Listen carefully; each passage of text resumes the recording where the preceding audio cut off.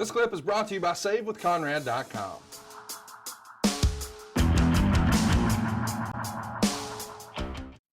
Knapshack wants to know, did the wrong company win the wrestling wars?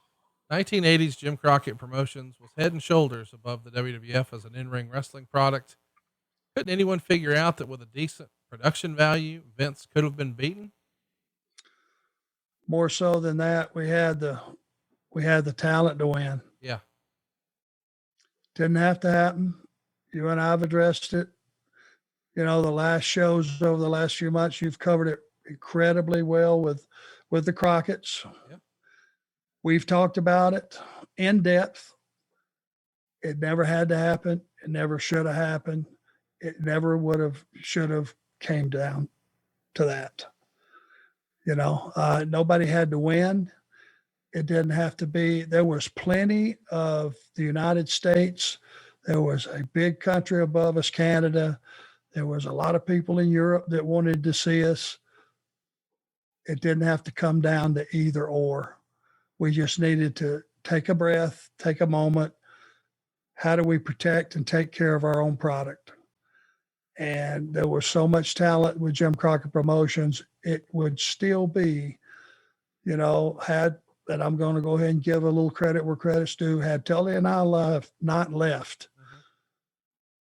might have been a whole different wrestling world.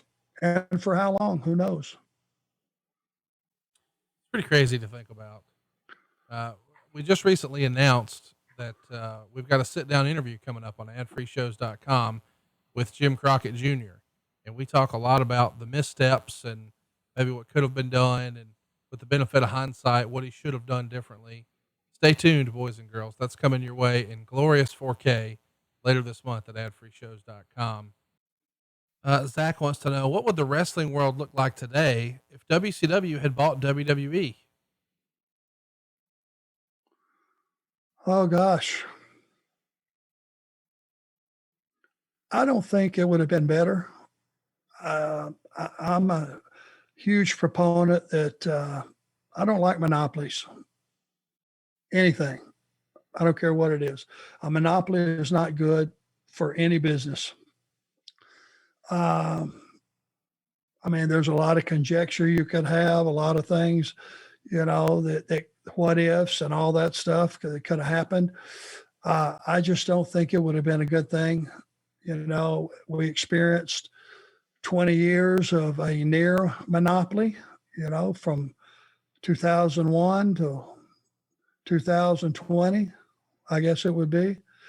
And I don't think it made for a better product for any of the surviving companies or independents or any of those things. I just don't think it was a real positive thing to just have a monopoly.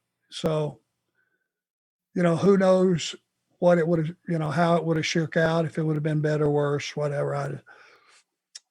I like to have choices in life. And I think wrestling fans like to have choices. And the more choices we have, the better off we are. Jim Brown wants to know, Arn, you're always my favorite. Is there anyone in the Horseman days that had a horrible attitude backstage, either as a horseman or a talent, that ultimately just wasted their career because of their bad attitude? Not so much the Horsemen, because Right. we all had the same goal. We were doing well. Let's just face it. There really wasn't a whole lot to be pissed about or unhappy about, from 85 and 86, 87, 88. We were having a blast. There really wasn't anything to be unhappy about or disgruntled about.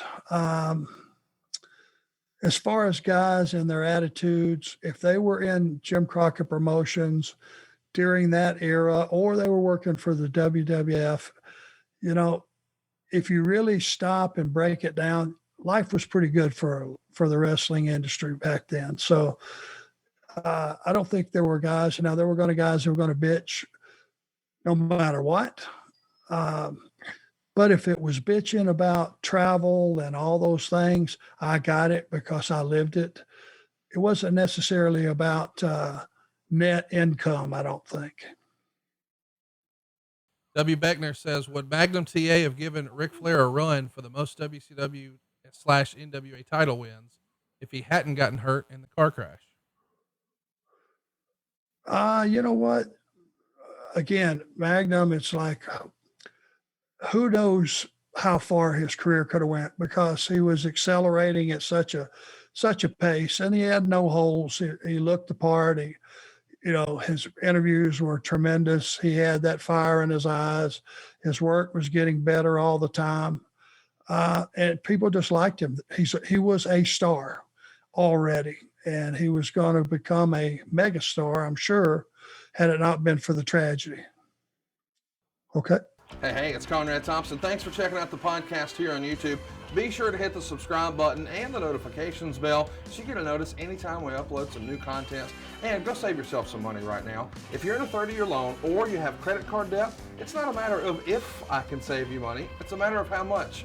Find out right now for free at SaveWithConrad.com.